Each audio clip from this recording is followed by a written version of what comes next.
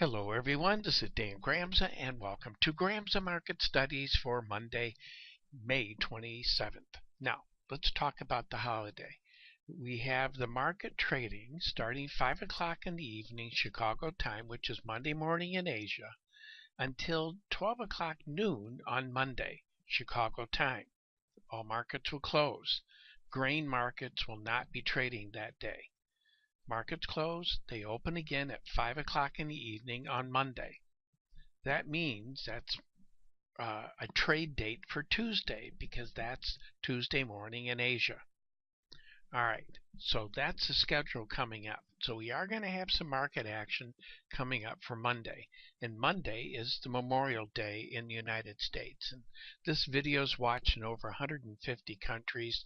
I just want to let you know what it represents for us in the United States. It's a moment that we stop and remember the people who have given their lives in service to our country. I think it's also a time that we stop to thank those who have served and are serving our country. So it's actually a very important date in our calendar, and I hope everyone, and especially here in the States, do stop and take a moment to remember that on Monday. Now, let's get to these markets. Theresa May resigns. The Brexit thing just couldn't come together. Durable goods were down a bit. But let's talk about what's happening. We are looking for an inside day in these markets. That's basically what we have.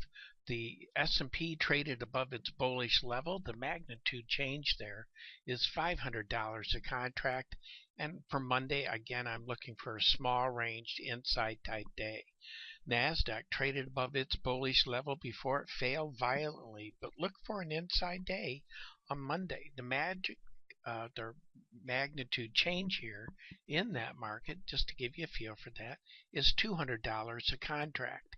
Moving on to the currencies, the euro did firm up a bit, and maybe it is with the Theresa May resigning that people feel more optimistic, if I could just say it, optimistic about a resolution.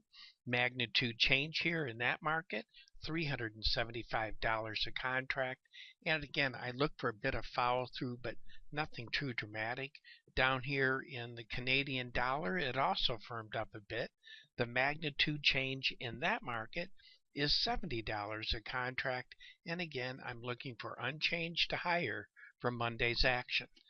In the interest rate market, the whole yield curve firmed up the day before. On Thursday, I was looking for an inside day on the 10-year notes and these other instruments, the 30-year bonds and the euro dollar. It's what it gave us. I'm looking for a slightly lower day, though, on Monday in these markets.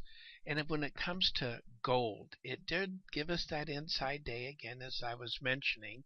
I think it's right on target in terms of its rhythm, and I think it could continue in a sideways mode. Copper firmed up a bit. It traded above its bullish level. The magnitude change here, $250 a contract. And in this market, again, I'm looking for an unchanged type day. It should be a strong day on Monday.